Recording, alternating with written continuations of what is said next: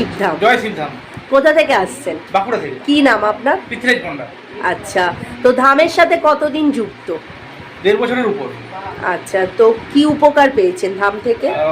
উপকার অনেকটাই হয়েছে। তো আমার বাবার পোস্টিংটা আটকে ছিল, সেই পোস্টিংটা 24 দিনের মধ্যে হয়ে গেছে। তো আর বাকি আমার মায়ের শরীরটাও খারাপ ছিল, তো সেটাও কিছুটা মানে সুস্থ হয়েছে। আচ্ছা আচ্ছা আচ্ছা। আর বাকি ভক্তদের উদ্দেশ্যে কি বলবেন যারা এখনো আসতে পারছে না ধামে? আমরা বলবো অবশ্যই তারা অ্যাপয়েন্টমেন্ট করে ধামে আসুক।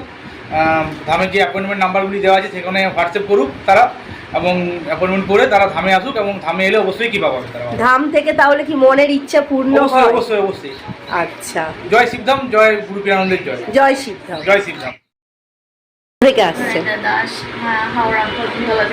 আচ্ছা আচ্ছা, কি মনস্কামনা পূর্ণ হয়েছে? সেটাই চেয়েছি বাবার থেকে, সেটাই পেয়েছি। আচ্ছা, ও আচ্ছা আচ্ছা আচ্ছা। আর সমস্ত কাজকর্ম তো ঠিকঠাকই। আচ্ছা, আর কতদিন ধরে ধামের সাথে যুক্ত? ধামের সাথে 2021 সাল থেকে। আচ্ছা আচ্ছা।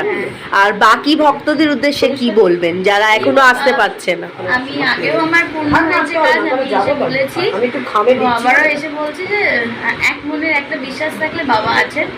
বাবা কি কি নিয়ম করেছিলেন যে এই মনস্কামনাটা? কিছুই আমি নিয়ম করতে পারিনি, কারণ আমি শুধু মন দিয়ে বাবাকে ডাকতাম, বাবা আমি তো মানসিক জবটা করতে থাকতাম, আমি বলতাম বাবা আমি তো অতিরিক্ত করতে পারছি না, কারণ তখন আমি কাজ করতাম, সময় ধূপও চালাতে পারতাম না, বাতিও চালাতে পারতাম না, কেন মনে হতো যে বাবা ঠিক আছে।